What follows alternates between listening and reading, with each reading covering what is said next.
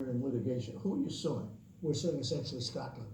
Nobody sues a country. We're suing a country, we're doing very well, and I think I'm doing a great service for that country. The country, of course, wasn't so sure about that. Trump was fighting Scotland's plan to create clean energy by building these giant windmills in the waters off of his golf course, and threatening to pull the plug on his entire investment and all those jobs if the country didn't back down. They are so unattractive, so ugly, so noisy, and so dangerous that if Scotland does this, I think Scotland will be in serious trouble. These windmills are as tall as Trump Tower. That's like a massive skyscraper coming out of Aberdeen Bay.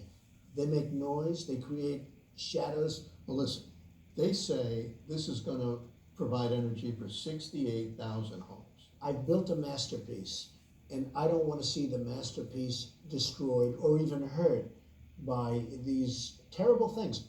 The environmentalists love the windmill idea, but this time they weren't alone in their fight against Trump.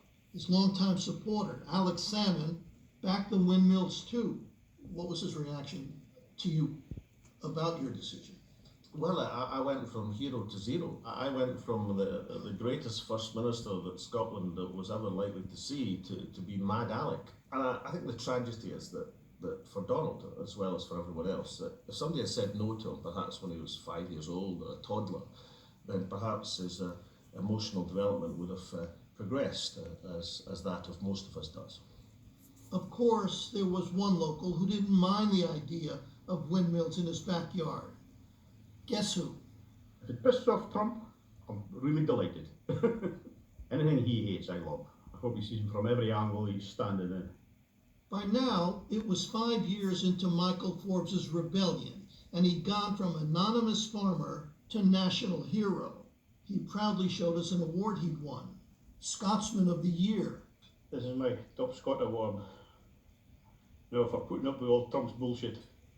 Do you know who the People's Choice Award for the Scotman of the Year was? That was a poll of a small liquor company where people that were fighting me were ringing. Anyway, Trump said he had some new awards to show off too, including one that picked his course as one of the very best in the whole world. The Robb Report, highly respected. Last week they came up and they gave this award to me, the best. Best of the best. That's even better, the best of the best. You're right.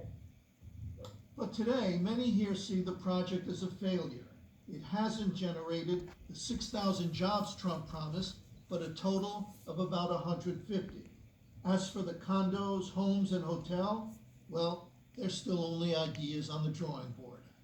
He didn't deliver or come anywhere near delivering on the promises and commitments he made. And, there comes a gap between the boasts and the reality, which is just too far to bridge. But for Alex Salmond, the real concern is what Donald Trump could do next. You said he is singularly unsuited to be President of the United States. Based on my